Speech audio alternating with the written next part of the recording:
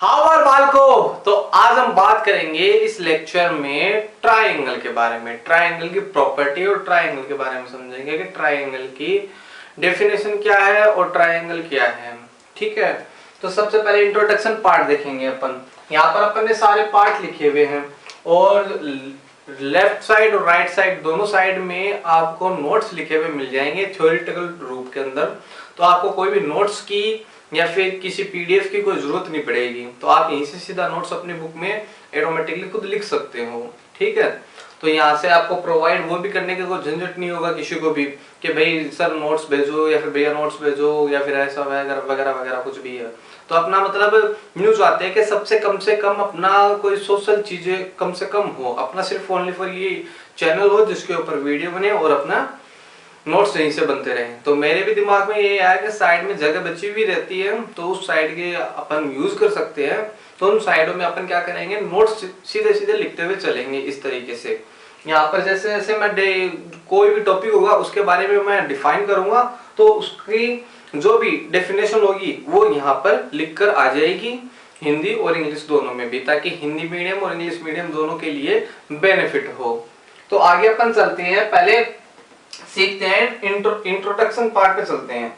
अभी introduction part पे चलेंगे। किसका इंट्रोडक्शन होगा भाई? ट्राइंगल का इंट्रोडक्शन होगा। अब ट्राइंगल का इंट्रोडक्शन देखेंगे यहाँ पर अपन। तो ट्राइंगल के लिए अपन को ये मैंने बताया था भाई पिछले में, ट्राइंगल होता है क्या। तो पहले तो ये देखते हैं ट्राइंगल है क्या। ट्राइंगल देखो तीन सेगमेंट लाइन से मिलकर बना हुआ होता है। यहाँ पर छोटी छोटी बातें होती है, कई बोलते हैं लाइन से भी बना हुआ होता है, कोई बोलते हैं लाइन सेगमेंट से भी बना होता है, कोई बोलता है रे से भी बना हुआ होता है। तो हमेशा ध्यान में रखना कि ट्राइंगल लाइन सेगमेंट से ही बना हुआ होता है। अब देखो एग्जांपल, ट्राइंगल में तीन तो लाइन सेगमेंट होगी। ठीक है, तीन लाइन सेगमेंट होगी और तीन एंगल होंगे और तीन वर्टेक्स होंगे। तो triangle is a three sides. अब इसमें देखो ये तीन है, ये तीन लाइन है अपने, मैंने यहां पर लाइन बनाई है, टोटल अपने पूरी यहां पर लाइन बनाई है। अब इस लाइन में देखते हैं अपन, तो यहां पर ये पॉइंट बन रहा है, यानी यहाँ पर इंटरसेक्ट हो रहा है दो लाइन का, तो यहाँ पर एक एंगल बनेगा। यहाँ पर इंटरसेक्ट हो रहा है एक लाइन का तो यहाँ पर एक एंगल बनेगा, और यहाँ पर इंटरसेक्ट हो रहा है एक लाइन का तो यहाँ पर एक एंगल बनेगा।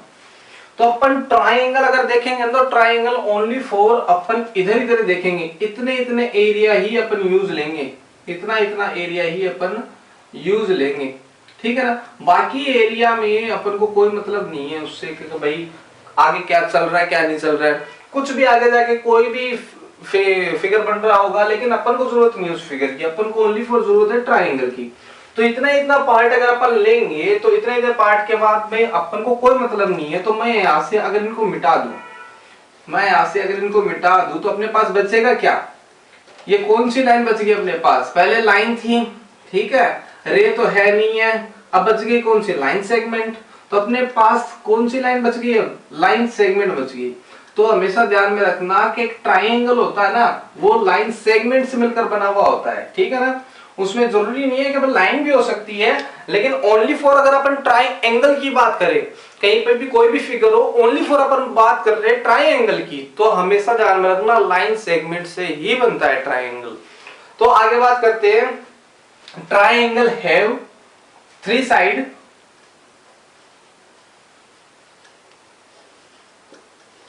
साइड, कोमा थ्री वर्टिसेस और एंड थ्री एंगल्स। ठीक है, एंगल्स। तो ट्राइंगल में ये तीन तीन होते हैं, तीन साइड्स होती है, तीन वर्टेक्सेस होती है, तीन एंगल होते हैं। एंगल के बारे में आपको पता ही है, ये यहां पर बनेगा एंगल, ठीक है, ये एक बन गया एंगल और एक ये बन गया एंगल। ठीक है, अब फिर बात करते हैं यहाँ पर ये वाले वर्टिसेस क्या है। वर्टिसेस बोलते हैं भाई यहाँ पर जो ये कोना है ना, इन कोने को बोलते हैं, या फिर यूं मान लो कि जो भी लाइन है इंटरसेक्ट कर रही थी, यहाँ पर ये वाली लाइन और ये वाली लाइन इंटरसेक्ट कर देती है, जहां पर भी इंटरसेक्ट करे वो उस फिगर का क्या हो जाता है, वर्टेक्सिस हो जाता है। ठीक है, तो एक ये हो गया। अब साइड क्या, साइड ये होगी भाई अपनी A B C, A B एक साइड है, बी सी एक साइड है और ए सी एक साइड है। तो इस तरीके से अपनी 3 साइड हो गई। तो ये तो बन गया भाई अपना ट्राइंगल। ठीक है, अब ट्राइंगल में देखो, ट्राइंगल इसका नाम ही ट्राइंगल क्यों पड़ा है, देखो यहाँ पर ट्राइंगल का अगर नाम लिखे अपन, तो देखो यहाँ पर ट्राई आ रहा है ना, ट्री। अब ये ट्री का मतलब क्या होता है, ट्री मीन्स 3, ट्री मीन्स 3 होता है, और 3 का मतलब 3 है ना, और 3 क्या है, एंगल है। 3 क्या अपने पास, एंगल है, यानी कि 3 एंगल से बनने वाला क्लोज फिगर, उसको ही बोलते हैं अपन ट्राइंगल। ठीक है, इसका मतलब बस छोटा सा ही मीन होता है, बताने के लिए था, बाकी वैसा कुछ भी नहीं है। अब आगे वाले चलने में अपन classify of triangles on the base of, है ना, कितने कितने बेस के ऊपर, ये 2 बेस के ऊपर है। ट्राइंगल का क्लासिफिकेशन 2 बेस के ऊपर है। कौन सा बेस, एक तो triangle, sorry side of triangle, एक तो ट्राइंगल की जो साइड होगी उसके बेस के ऊपर अपन देखेंगे कि इसका क्लासिफिकेशन किस तरीके से है। इसका क्लासिफिकेशन साइड्स के ऊपर 3 टाइप का है। कौन सा, एक तो इक्विलैटरल, आइसोस्केलिस और स्केलिन।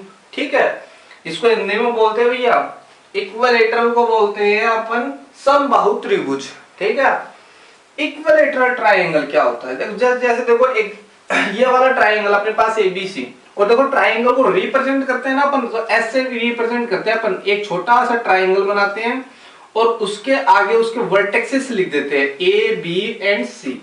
वर्टेक्सेस ये वाला था अपना, तो ये वाला अपन रिप्रेजेंट इसको ऐसे करते हैं कि ट्राइंगल को ऐसे रिप्रेजेंट किया जाता है कि मेरे पास एक ट्राइंगल है जो जिसके वर्टेक्सेस क्या है, ए बी सी है। इस तरीके से अपन इसको रिप्रेजेंट करते हैं। अब चल लेते हैं इसका क्लासिफिकेशन करने के लिए। तो क्लासिफिकेशन में फर्स्ट है भाई इक्विलैटरल ट्राइंगल। तो इक्विलैटरल ट्राइंगल में देखो भैया समबाहु त्रिभुज कहते हैं इसको हिंदी में। और इक्विलैटरल ट्राइंगल होता है कि जो ये साइड है ना ट्राइंगल की, ये सारी की सारी इक्वल होती है। यहाँ पर देखो इक्विलैटरल ट्राइंगल बोला अगले ने, तो इक्वल का मतलब तो हो गया इक्वल है भैया। ठीक है, लेटरल का मतलब हो जाता है यहाँ पर सारी के सारी क्रमागत जो भी चीजें हैं वो सारी के सारी, यानी क्रमागत जो भी चीजें हैं जो अपनी साइड है वो इक्वल होगी, तो उसको बोलते हैं इक्विलैटरल ट्राइंगल। और इसका दूसरा नाम भी इसको भाई बोलते हैं इक्विलैटरल ट्राइंगल को अपन बोल देते हैं इक्विएंगुलर ट्राइंगल। ठीक है ना, इक्विएंगुलर ट्राइंगल। अभी इक्विएंगुलर ट्राइंगल क्या है और इक्विलैटरल ट्राइंगल क्या है, ये दोनों सेम है।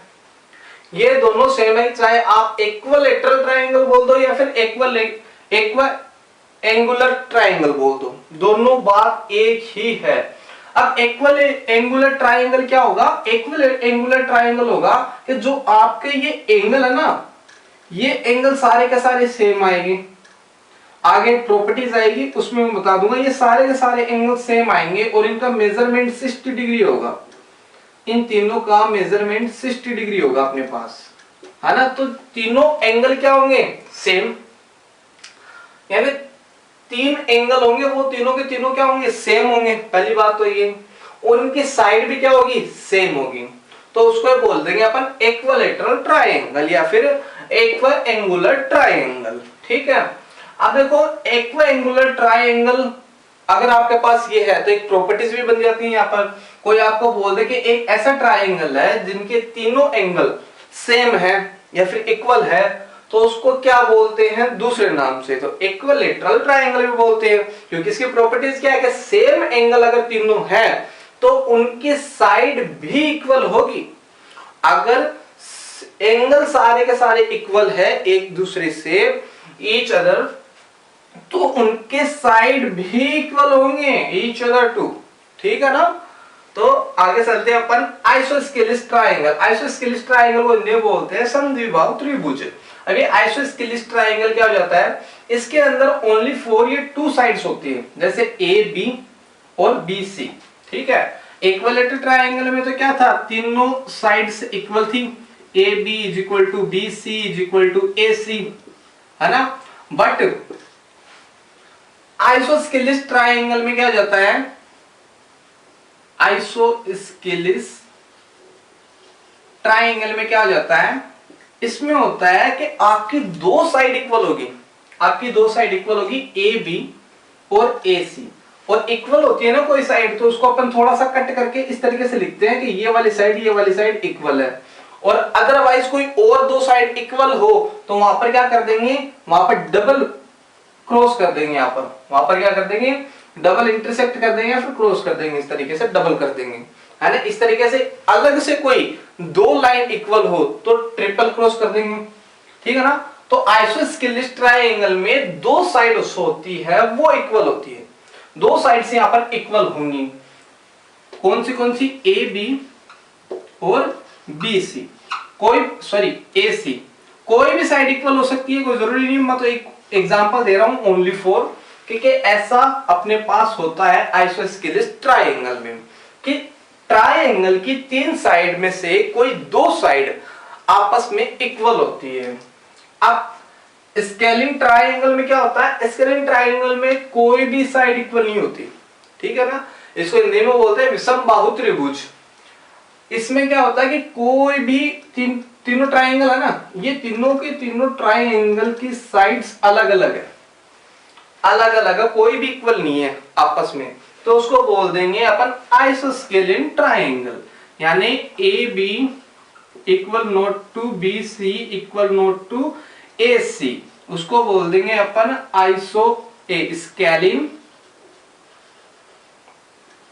स्केलिंग ट्रायंगल, ठीक है, उसको बोल देंगे अपन स्केलिंग ट्रायंगल। और सेकेंड टाइप में आ जाते हैं अपन एंगल ऑफ ट्रायंगल। अब एंगल के बेस के ऊपर देखेंगे अपन एंगल ट्रायंगल का क्लासिफिकेशन।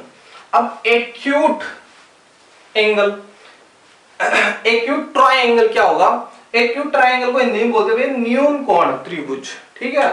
अब यहाँ पर एक्यूट ट्रायंगल क्यों बोला, अपन पीछे पढ़कर आ चुके हैं कि एक्यूट का मतलब क्या होता है, सभी जानते हैं कि 0 डिग्री और 90 डिग्री बिटवीन कोई भी एंगल होता है उसको क्या कहते हैं अपन, एक्यूट एंगल।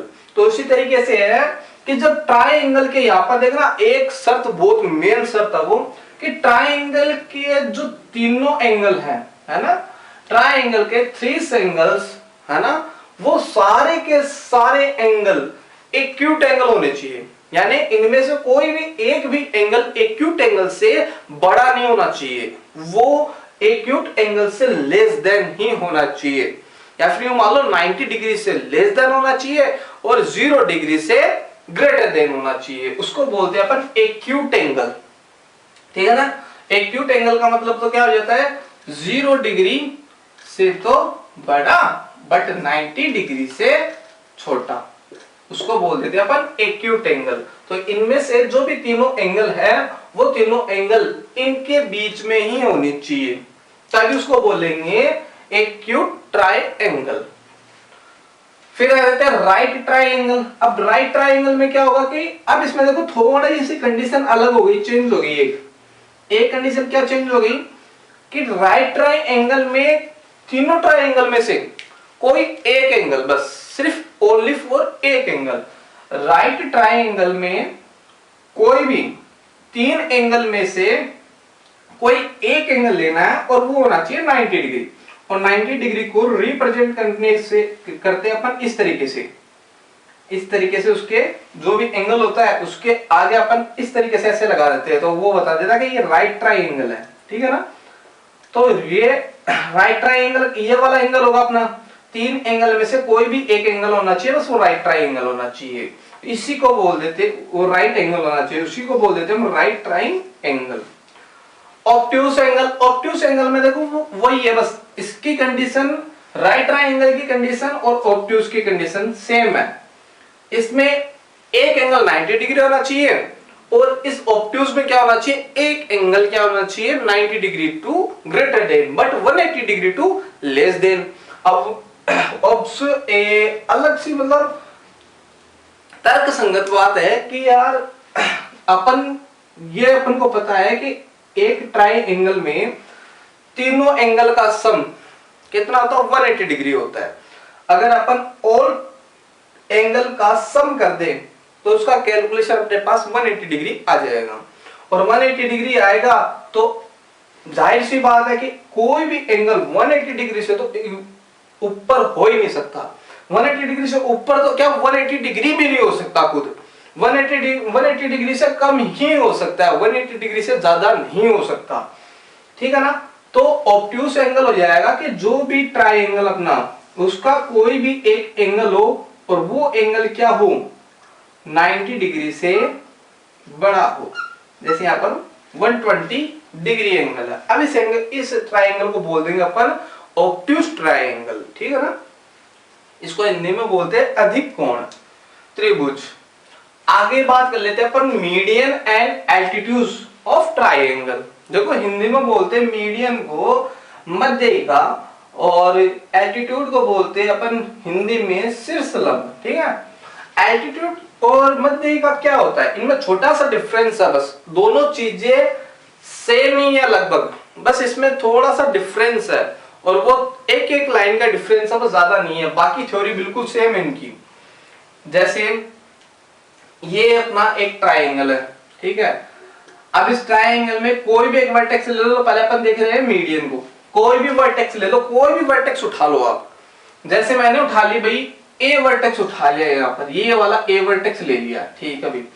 अब ए वर्टेक्स का ऑपोजिट जो साइड होगी, है ना, ए वर्टेक्स के ऑपोजिट साइड होगी बी सी, ठीक है ना, और सी वर्टेक्स के ऑपोजिट साइड होगी ए बी, और बी वर्टेक्स के ऑपोजिट साइड होगी ए सी, है ना। ये ऑपोजिट साइड का मतलब होता है इस तरीके से, है ना, इसकी डायरेक्शन के सेम सामने कौन सी साइड है। अब ये ऑपोजिट ए मैंने ए वर्टेक्स ले लिया और ए वर्टेक्स के ऑपोजिट साइड है बी सी। इस बी सी का मेजरमेंट करो और इसका जो भी मिड पॉइंट है वो ले लो। इसका मिड पॉइंट मुझे यूं लगा कि ये वाला मिड पॉइंट है, तो मैंने ये मिड पॉइंट ले लिया और इन दोनों पॉइंट को आपस में मिला दूं। इस तरीके से दोनों पॉइंट को आपस में मिला दूं। अब ये जो अपनी जो ये लाइन बनी है ना, ये लाइन क्या करेगी, इसको जो ये ट्राइंगल है इसको इक्वल पार्ट में बांट देगी, या फिर यूं मान लो इक्वल एरिया के पार्ट में बांट देगी। यानी यहां ये वाला ट्राइंगल का एरिया, यूं मान लो इसको ई नाम दे देते हैं, तो ए बी ई का एरिया ए सी ई के एरिया के इक्वल होगा, है ना। यानी ये वाला जो एरिया है इतना टोटल, ये वाला एरिया इस वाले एरिया के, इस वाले ट्राइंगल के एरिया के इक्वल होगा, ठीक है ना। या फिर मान लो ये दोनों जो एरिया होंगे वो आपस में इक्वल होंगे।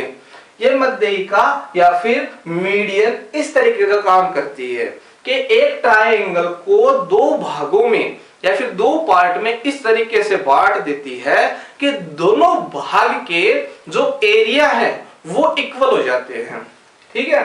अब बात कर लेते हैं एल्टीट्यूड की। मीडियन आ गया समझ में भाई, मध्यिका।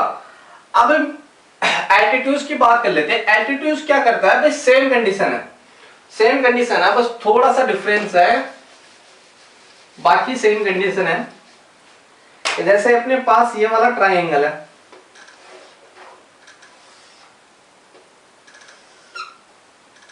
एक मैं बता दूं एल्टीट्यूड काम क्या करता है। एल्टीट्यूड काम करता है कोई भी ट्राइंगल हो उसकी लेंथ बता देता है, यानी यूं बता देता है कि एक ट्राइंगल कितना ऊंचा है या फिर उसकी जो लेंथ है वो कितनी है, उसकी हाइट कितनी है, वो कितने ऊपर तक का है ना। तो ये जैसे ये ट्राइंगल अपने पास, इसका नामकरण कर देते हैं ए बी सी। अब इस ए बी सी ट्राइंगल में कोई भी एक वर्टेक्सेस ले लो, ठीक है, और उस वर्टेक्सेस को लेकर जो उसके अपोजिट साइड है ना, जैसे मैंने ये ए वर्टेक्स ले लिया, ए वर्टेक्स के अपोजिट साइड है बी सी। इस अपोजिट साइड के परपेंडिकुलर लाइन डालनी है, ठीक है ना। यहां पर देख लेना, यहां से या फिर एक स्केल से देख लेना, इस तरीके से परपेंडिकुलर लाकर इस तरीके से यहां पर मिल गई। अब ये वाली लाइन मिलाकर परपेंडिकुलर अपन को इसको करना है। अब ये परपेंडिकुलर हो गया। अब यहां पर परपेंडिकुलर होना चाहिए। परपेंडिकुलर का मतलब समझते हो ना कि एंगल कितने का बनना चाहिए, 90 डिग्री का, है ना। परपेंडिकुलर का मतलब होता है एंगल बनना चाहिए 90 डिग्री का। यहाँ पर ये एंगल अपना 90 डिग्री का होना चाहिए यहाँ पर। तो ये क्या हो जाएगा अपना एल्टीट्यूड, ठीक है ना। अब जाहिर सी बात है, एग्जांपल भी आप अगर अपन देख ले तो अगर अपन हाइट की बात करें तो हाइट अपन कैसे लेते हैं, किसी की भी कैसी भी। तो हाइट अगर अपन देखें, कछुए की हाइट है तो उसको कोई ऐसे नेपते हैं क्या, नहीं नेपते ना, उसको अपन परपेंडिकुलर ही नेपते इस तरीके से। तो कछुए की हाइट है ना बहुत कम होगी। और अगर खरगोश की अगर हाइट देखे अपन तो खरगोश अगर बैठा होगा तो उसकी हाइट क्या होगी, कछुए से ज्यादा होगी। लेकिन उस तरीके से देखे ना, अगर कछुआ बड़ा है कि खरगोश बड़ा, तो कछुआ बड़ा मिलेगा आपको, खरगोश छोटा भला ही मिलेगा, है ना। लेकिन हाइट में कौन बड़ा होगा, खरगोश ही बड़ा होगा। तो इस तरीके का कि हाइट हमेशा अपन ध्यान में रखना, हाइट को अपन हमेशा परपेंडिकुलर ही नापते हैं, उसका मेजरमेंट हमेशा परपेंडिकुलर ही होता है। तो यहाँ पर मीडियन और एल्टीट्यूड भी समझ में आ गया। मीडियन क्या काम करता है, एल्टीट्यूड क्या काम करता है, ठीक है ना। एल्टीट्यूड बता देता है कि ट्रायंगल की हाइट कितनी है, और मीडियन क्या कर देता है, उस ट्रायंगल को दो पार्ट में या फिर इक्वल एरिया के दो पार्ट में उसको डिवाइड कर देता है। अब बात कर लेते हैं आगे में प्रॉपर्टीज के बारे में। तो ट्रायंगल की क्या क्या प्रॉपर्टीज है वो पढ़ेंगे अब अपन। तो प्रॉपर्टीज में पढ़ लेते हैं अपन, तो नीचे से पढ़ते हैं अपन, लास्ट से स्टार्ट करते हैं। स्पेशल ट्रायंगल, स्पेशल ट्रायंगल में दो है, एक है इक्विलैटरल ट्रायंगल और आइसोस्केलेस ट्रायंगल। इक्विलैटरल ट्रायंगल क्या होगा, मैंने बता दिया इक्विलैटरल ट्रायंगल क्या होता है, ठीक है। अपन दोबारा एक बार देखते हैं, दोबारा बनाते हैं इसको। इक्विलैटरल ट्रायंगल ये वाला हो गया, ठीक है। उसमें बस वही बात है कि ये वाला ट्रायंगल है। अब इसकी साइड्स तीनों की तीनों साइड क्या होगी, इक्वल होगी, तीनों की तीनों साइड इक्वल है। अब इक्वल होने से इनके तीनों एंगल होंगे ना, वो भी क्या होंगे, इक्वल होंगे, ठीक है ना। तीनों एंगल होंगे वो भी इक्वल होंगे। अब यहां पर देखो अपन बात कर लेते हैं कि तीनों एंगल इक्वल है, ठीक है, इक्वल होते हैं। अब कितने डिग्री के होंगे वो भी अगर निकाले अपन तो अपन जानते हैं कि एक ट्रायंगल में अगर अपन तीनों एंगल का सम कर दे तो उसका मेजरमेंट हो जाता है 180 डिग्री, ठीक है। अब 180 डिग्री अपन को पता है एंगल तीनों के तीनों क्या है, इक्वल। एंगल ए इक्वल है एंगल बी और एंगल बी इक्वल है एंगल सी। तो मैं यहाँ पर यू भी तो लिख सकता हूं ना, या तो लिख दूं 3 एंगल ए या फिर 3 एंगल बी या फिर 3 एंगल सी और इक्वल कर दूं 180 डिग्री, लिख सकता हूं, है ना। तीनों एंगल, तीन एंगल के लिए लिख सकता हूं 3 में, ए के, बी के और सी के, इक्वल में। अब ये इसके इक्वल है, ये इसके इक्वल और ये भी इसके इक्वल है। तो मैं यूं मान लेता हूं एंगल ए है वो इक्वल है 180 डिग्री, है ना। यहां पर क्या था, ये मल्टीप्लिकेशन में, और इक्वल के राइट हैंड साइड में जाएगा तो क्या आ जाएगा, चेंज हो जाएगा। तो मल्टीप्लिकेशन में है तो वो क्या हो जाएगा, डिवाइड में, तो डिवाइड में आ गया। और काटते हैं अगर इसको 3 की टेबल से तो कितना आ जाएगा 16, कितना हो गया 16 डिग्री। यानी तीनों एंगल कितने डिग्री के होंगे, 60 डिग्री के होंगे, ठीक है ना। तीनों एंगल कितने डिग्री के होंगे, 60 डिग्री के होंगे। ये एक स्पेशल प्रॉपर्टी अपन को मिल जाती है किसमें, इक्विलैटरल ट्रायंगल में। और आइसोस्केलेस ट्रायंगल में क्या हो जाता है कि ये वाला ट्रायंगल है, ठीक है, यूं मान लो, और इसके दो जो साइड है वो दोनों साइड इक्वल है आपस में। अब ये दोनों साइड इक्वल तो है, लेकिन इन दोनों साइड के जो ऑपोजिट साइड होगी, इन दोनों साइड्स के ऑपोजिट जो साइड होगी अपने पास वो भी इक्वल होगी।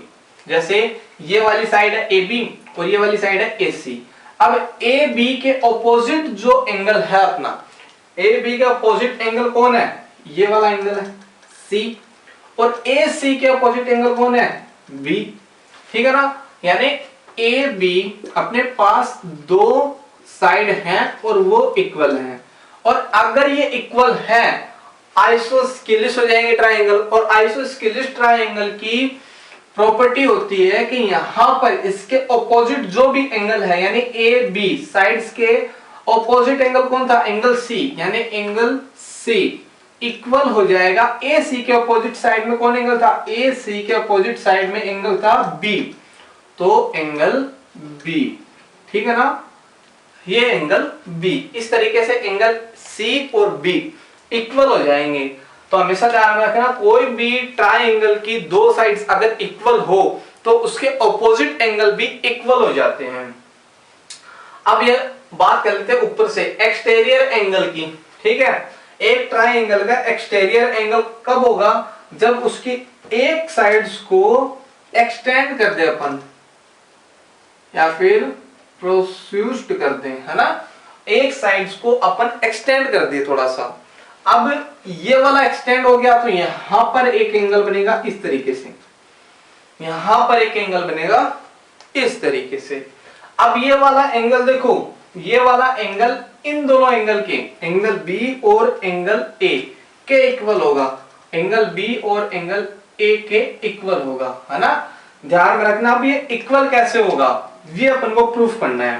देखो अपन को प्रूफ करना है, प्रॉपर्टीज बता देता हूं मैं इसकी। प्रॉपर्टीज तो ये बोल रही है कि आपका जो एंगल ए है ना, और जो एंगल बी है, वो उन दोनों का सम करने पर आपका बनेगा एंगल सी, जो एक्सटीरियर होगा। ठीक है ना, एक्सटीरियर वाला बनेगा, है ना, इंटीरियर वाला नहीं बनेगा, एक्सटीरियर वाला बनेगा, यानी ये वाला एंगल बनेगा। यहां पर मैं इसको नाम दे दूं एक ए बी सी डी ई, ठीक है, ई नाम दे देता हूं। तो अगर मैं इस सी को अगर लिखूं एक्सप्लेन करके पूरा, तो यहां पर यह आ जाएगा ए सी ई, ए सी ई। ठीक है, अब इसको प्रूफ करते हैं अपन, ये है क्या सही में। देखो इसके जो लाइन अपनी ए बी, इस लाइन के पैरेलल एक लाइन अपन बना लेते हैं, इस लाइन के पैरेलल एक लाइन अपन बना लेते हैं। ठीक है, इस तरीके से एक पैरेलल लाइन बना ली जो आगे तक जा रही है। अब यहां पर ये वाला एंगल जो ए सी ई था वो दो पार्ट में टूट जाएगा। ठीक है, अब दो पार्ट का ये मान लेते अपन x और ये वाला मान लेते अपन y। ठीक है, ये वाला पार्ट मान लेते हैं x और ये वाला पार्ट मान लेते हैं अपन y। अब x वाला एंगल और y वाला एंगल देखो जरा गौर से, एंगल ए बी और सॉरी साइड ए बी और साइड ई डी, यहाँ पे डी नाम देता हूं, ई डी इक्वल पर पे पैरेलल है ना, ए बी साइड पैरेलल है सी डी के। ठीक है, इस तरीके से ये दोनों साइड पैरेलल अपने पास। पैरेलल की कुछ कंडीशन थी, वो क्या करता है, यहाँ पर पिछले पार्ट में अगर जाके देखोगे ना लाइन एंड एंगल के, तो वहां पर आपको मिल जाएगा कि ये वाला देखो ये जेड से बन रहा है एक, है ना, जेड से बन रहा है बी ए सी डी, है ना, जेड से बन रहा है इस तरीके से। और जेड शेप बनता है तो जेड शेप के इंटीरियर एंगल हमेशा इक्वल होते हैं। कौन से एंगल से, अल्टरनेट एंगल से, है ना, इक्वल होते हैं। तो अपन यहां पर क्या बोल सकते हैं कि एंगल बी ए और सी इक्वल होगा एंगल ए सी डी के, है ना। और रीजन क्या होगा, अल्टरनेट एंगल, अल्टरनेट एंगल। ठीक है ना, रीजन हो जाएगा अल्टरनेट एंगल। अब फिर बात कर लेते हैं एंगल बी की। अब देखो यहां पर एंगल बी एक एफ शेप बन रहा है क्या, इस तरीके से एफ शेप बन रहा है अपना, एक एफ शेप बन रहा है क्या, देखो यहां पर इससे बनाते हैं अपन एफ शेप।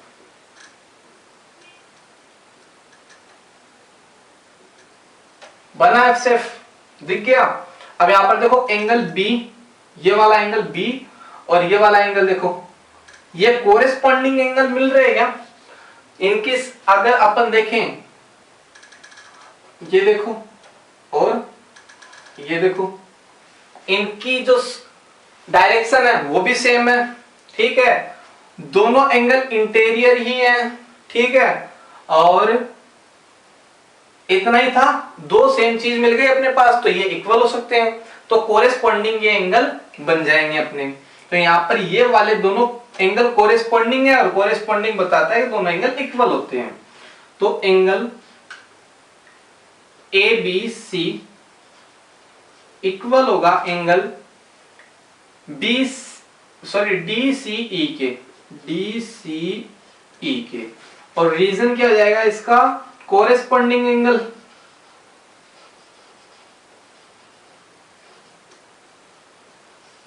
रीजन हो जाएगा इसका कोरेस्पॉन्डिंग एंगल। अब देखो अपने पास angle A angle B equal है एक्स वाई के, मैं इन दोनों को ऐड कर दूं, अगर इन दोनों को मैं ऐड कर दूं यहां पर ऐसे का ऐसी, ठीक है, तो क्या हो जाएगा एंगल बी ए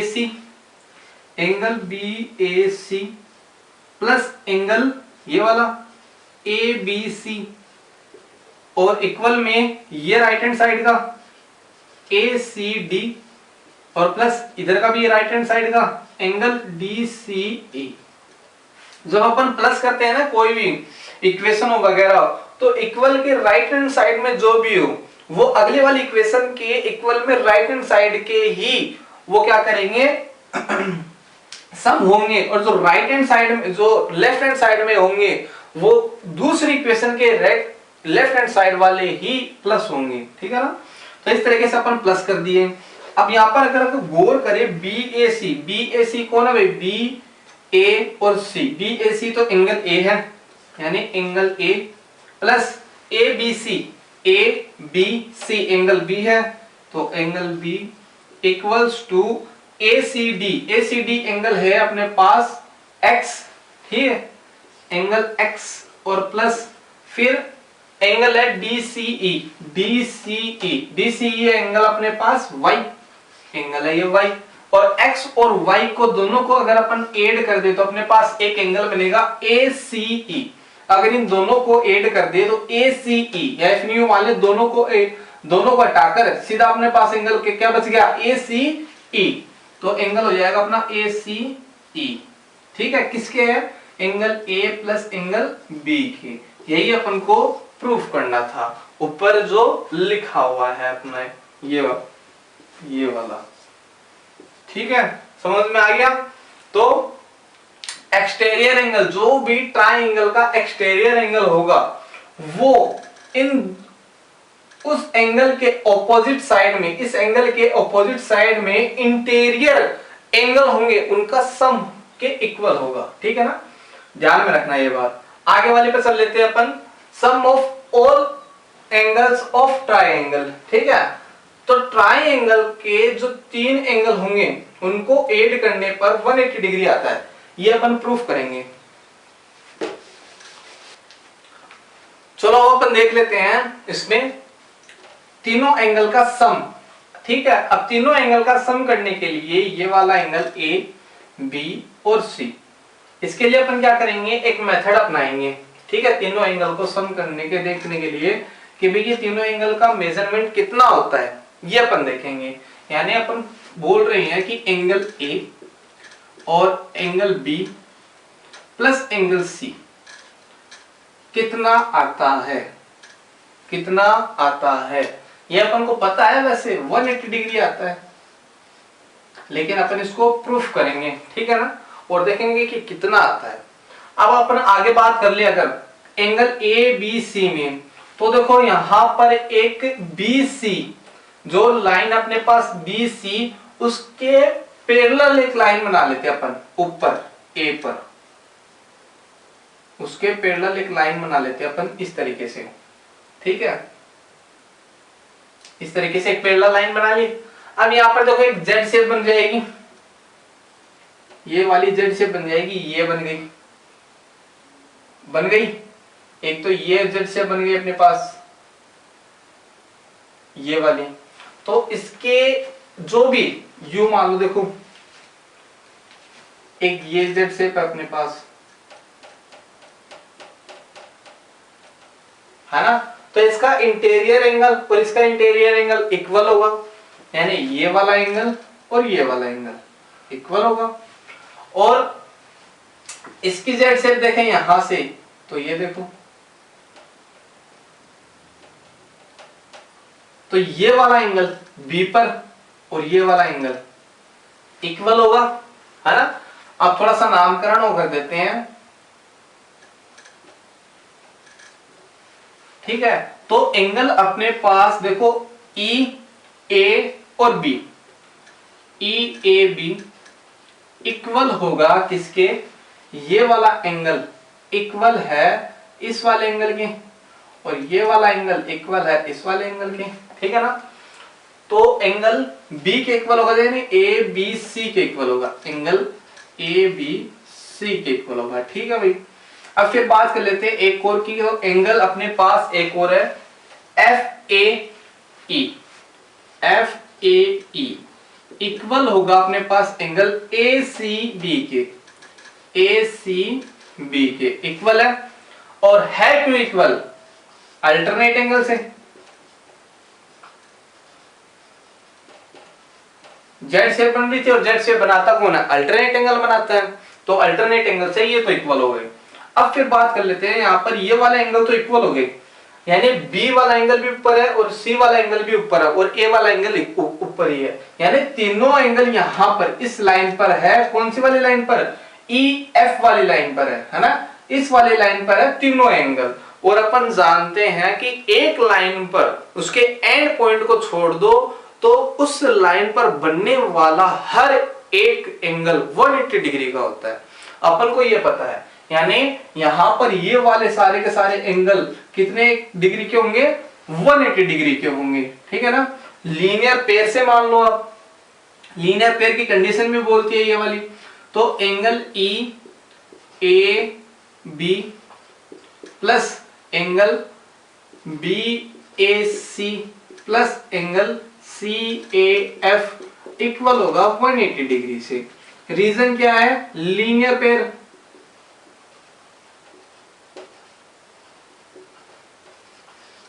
ठीक है, लीनियर पेयर रीजन हो जाएगा अपना, लीनियर पेयर था। अब ये वाले एंगल तीनों के तीनों क्या 180 डिग्री, लेकिन ई ए बी के तो इक्वल है कौन, ए बी सी, तो मैं यहां पे लिख सकता हूं ए बी सी इक्वल है ना।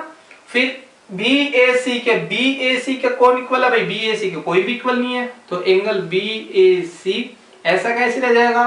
फिर एंगल सी ए एफ के कौन इक्वल है, सी ए एफ के इक्वल है ए सी बी, तो angle A C B equal हो जाएगा और इक्वल में 180 डिग्री आ जाएगा, ठीक है, इक्वल में 180 डिग्री आ जाएगा। ए बी सी एंगल कौन सा था, बी का, फिर बी ए सी एंगल कौन सा था, ए का, और फिर ए सी बी एंगल कौन सा था, सी का, यानी 180 डिग्री। यानी अगर एंगल तीनों को ऐड करते हैं तो अपना मेजर कितना आता है, 180 डिग्री आता है। तो ये अपना प्रूफ हो गया अभी तक। अब आगे थर्ड पे चलते हैं, sum of the length of two sides of a triangle. अरे सिंपल सी बात है, कोई ये वाली ट्राइंगल है ना, ये इतनी बड़ी 3 साइड की ट्राइंगल है अपने पास ये वाली। अब इस 3 साइड्स की ट्राइंगल में कोई भी 2 साइड से ऐड कर दो, वो दोनों का ऐड करने पर, उनका सम करने पर जो भी कैलकुलेशन होगी, ठीक है, जो भी डिजिट आएंगे अपने, वो डिजिट हमेशा इस तीसरी लेंथ से ग्रेटर देन ही होगी, बड़ी ही होगी, छोटी कभी नहीं हो सकती। या तो बराबर हो सकती है या फिर बड़ी हो सकती है, छोटी कभी भी नहीं हो सकती। एग्जाम्पल ले लो आप, जैसे देखो ये वाला है एक ट्राइंगल, ठीक है। अब इस वाले ट्राइंगल में आप कोई भी लेंथ जोड़ो, ये वाली ऐड कर दो इसके साथ, या फिर ये वाली ऐड कर दो इसके साथ, ठीक है, या फिर ये वाली ऐड कर दो इसके साथ, कोई भी फर्क नहीं पड़ता। तो अपन कर लेते हैं यहाँ पर क्या, ये 2 ऐड कर लेते हैं। ये वाले अगर ऐड करोगे ना आप, तो इस थर्ड वाली जो साइड है ना, इससे बड़ी ही साइड मिलेगी आपको, इससे बड़ी ही साइड मिलेगी आपको, हमेशा इससे बड़ी ही साइड मिलेगी। और एक बात का ध्यान रखना, राइट ट्राइंगल में, राइट ट्राइंगल की ये कंडीशन होगी कि जहां पर आपका सबसे जो लंबी साइड है, ठीक है ना, जो सबसे लंबी साइड है, फिर मान लो जिसकी लेंथ सबसे ज्यादा है, तो इस वाली साइड की लेंथ सबसे ज्यादा है, तो इसके ऑपोजिट साइड में हमेशा 90 डिग्री एंगल होगा, इसके अपोजिट साइड में ही हमेशा 90 डिग्री एंगल होगा, ठीक है ना। तो ये थर्ड भी इस तरीके से थी, कोई प्रूफ नहीं है, ठीक है, इस तरीके से है। फिर बात कर लेते हैं पाइथागोरस थ्योरम। पाइथागोरस थ्योरम एक स्पेशल थ्योरम है, यूं मान लेना आप, पाइथागोरस थ्योरम एक स्पेशल थ्योरम है और सबसे ज्यादा यूज होने वाली थ्योरम है ये वाली। तो ध्यान रखना, जो राइट ट्राइंगल होंगे पाइथागोरस थ्योरम हमेशा उस पर ही लागू होगी, जो राइट ट्राइंगल होंगे ना हमेशा पाइथागोरस उस पर ही लागू होगी। अब इस राइट ट्राइंगल में देखो, ये वाली जो लाइन है, पहले नामकरण कर देते ए बी और सी, जो बी सी अपने पास, इस बी सी को बोलेंगे अपन यहां पर बेस, ये वाली बेस है, ठीक है। और ए बी वाली लाइन, ए बी वाली लाइन देखो बेस के कौन से में है, परपेंडिकुलर में है ना, परपेंडिकुलर में है ना, तो परपेंडिकुलर में होने के कारण इसको क्या बोल दिया अपन ने, परपेंडिकुलर साइड बोल दी।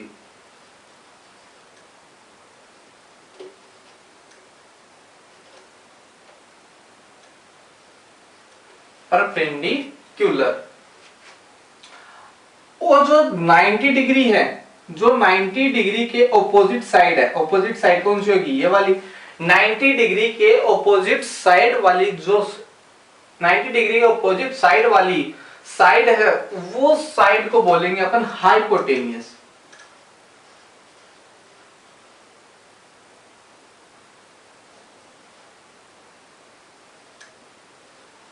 हाइपोटेनियस, ठीक है ना।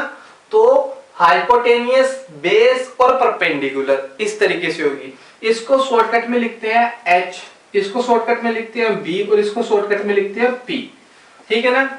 जो भी नाम है उसके फर्स्ट जो डिजिट होगा, वर्ड होगा,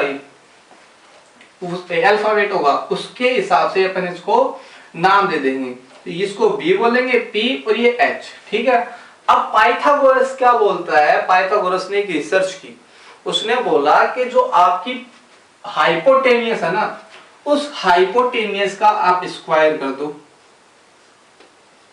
और इक्वल में आपके जो दोनों साइड हैं, ये वाली दोनों साइड परपेंडिकुलर और बेस, परपेंडिकुलर का स्क्वायर कर दो और उनको ऐड कर दो, और जो बेस है उसका स्क्वायर कर दो और ऐड कर दो।